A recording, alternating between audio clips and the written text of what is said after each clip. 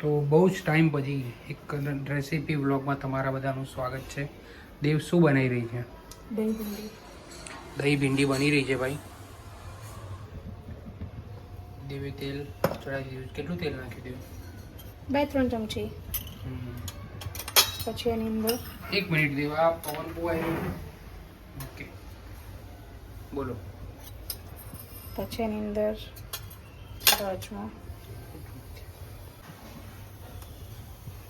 અજમો, પછી થોડી હિંગ, 1 ચમચી આદુ મસાલા અને પેસ્ટ,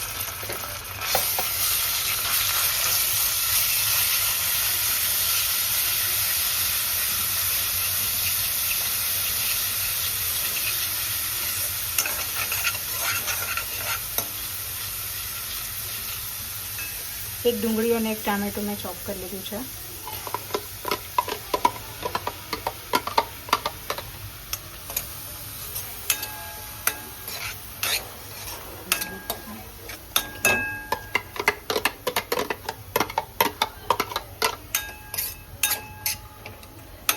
દહીં કાઢી લીધું છે. બાકી કેટલું બધું દહીં લીધું છે તેને.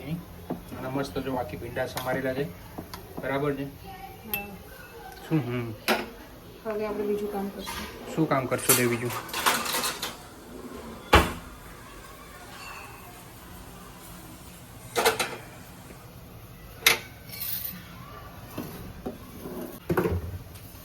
ભીંડા જે શેપમાં કટ કરવા હોય ને એ શેપમાં કટ કરી શકાય. મેં આવી રીતે કટ કર્યા છે. પછી આની અંદર જો તમારે ડુંગળી અને ટામેટું સ્કીપ કરવું હોય તો તમે એ બી કરી શકો છો, પણ મને ડુંગળી અને ટામેટું ફાવે છે તો હું નાખું છું. અને જેમણે મને કીધું હતું ડુંગળી અને લસણ વગરની રેસીપી, તો આની અંદર તમે ડુંગળી અને લસણને સ્કીપ પણ કરી શકો છો. દહીં ભીંડી નોર્મલી પણ બનાવી શકો છો, ખાલી ટામેટાં, ખાલી આદુ મરચાંની પેસ્ટ નાખીને. અને હું છે ને એવી રીતે બનાવું કે ના પણ હોય ને તો પણ ચાલે, અને હોય ને તો પણ ચાલે. બસ મસાલા થોડા બેલેન્સ્ડ હોવા જોઈએ ને પ્રોપરલી કૂક હોવું જોઈએ, તો જમવાનું ટેસ્ટી જ લાગે. તો આની અંદર તમારે આદુ મરચાં લસણની જગ્યાએ ખાલી લસણ નાખવું હોય, ખાલી આદુ મરચાં નાખવા હોય કે એ ના પણ નાખવું હોય તો પણ ચાલે, પણ ભીંડામાં લસણનો ટેસ્ટ હોય તો બહુ મસ્ત લાગે. ઓકે, હવે આપણે છે ને 1 ચમચી જેટલો ચણાનો લોટ શેકી લઈશું. એવું હોય દહીં ભીંડી ચણા લોટ હોય? હા, જો નાખવું હોય તો નાખી શકો, ના નાખવું હોય તો પણ ચાલે, પણ હું નાખું છું અને સારું લાગે છે. થોડુંક આમ ગ્રેવી ટાઈપ ઘટ ટાઈપ બને છે. ઓકે. દેવ આઈ થિંક છે ને દેવ ફર્સ્ટ ટાઈમ બનાવી રહી છે ને તો આવશે, મતલબ અહીંયા મારા માટે. હા, મમ્મીને ત્યાં બહુ ના હતા. તમને સુગંધ આવે છે? હા, મને તો પેલું શું કહેવાય મોહનથાળ કે મગજ બનતો ને એ ટાઈપની સુગંધ આવી રહી છે. ચણાનો લોટ શેકાઈ ગયો છે.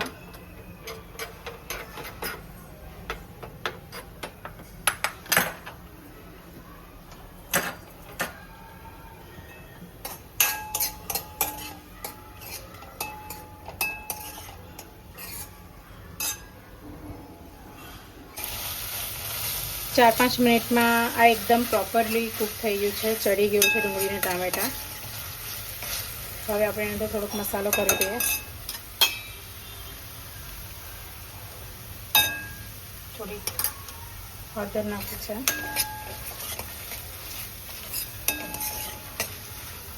હવે આપણે એની અંદર ભીંડા નાખી દઈશું. મસાલા ના નાખ્યા? મસાલા મારે દહીંમાં નાખવાના છે. ઓકે.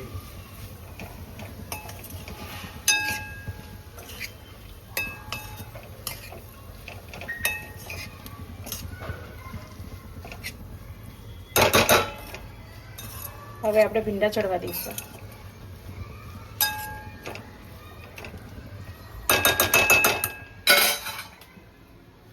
એક ચમચી ચણાનો લોટ લીધો હતો ને એની અંદર છે ને 3 મોટી ચમચી મેં દહીં નાખ્યું. બધો મસાલો આપણે એની અંદર કરશું. અડધી ચમચી ગરમ મસાલો, અડધી ચમચી ધાણા જીરું, અડધી ચમચી મરચું, થોડી હળદર,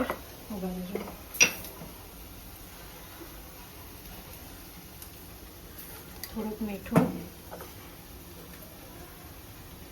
અને 2 ચમચી પાણી. મિક્સ કરી લઈશું આપણે.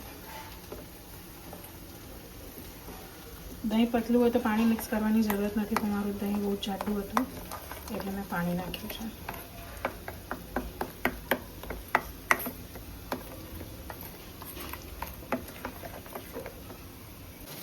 આની અંદર 2 ચમચી કાશ્મીરી મરચું કલર માટે નાખ્યું છે. તીખું ના લાગે? ના, કાશ્મીરી મરચાંમાં ખાલી કલર હોય, તો ખાસ ના હોય. આવું કેવું એટલે એવું મરચું જ આવે? હા, લાલ મરચાં આવે એના દળીએ એટલે આવું થઈ જાય.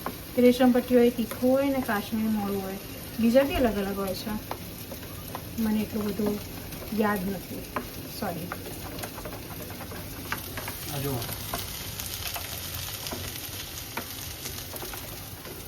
ભીંડા ચડી ગયા છે એટલે હવે આપણે આ મસાલો રેડી કર્યો.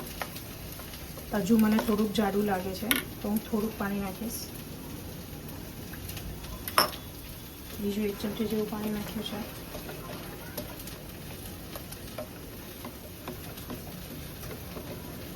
ચડી ગયું છે. હવે આપણે આજે બનાવ્યું હતું એ નાખી દઈએ દહીં, અને આ ભીંડા ચડ્યા પછી જ આપણે નાખવાનું છે.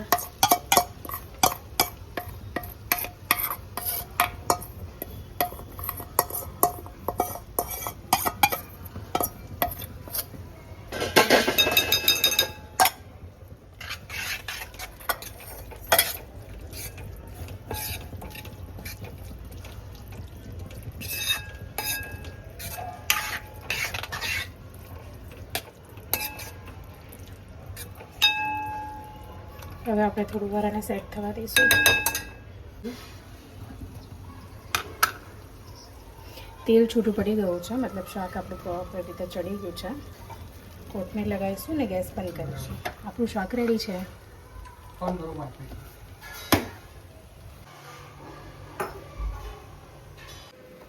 દહીં, ભીંડી અને પરોઠા.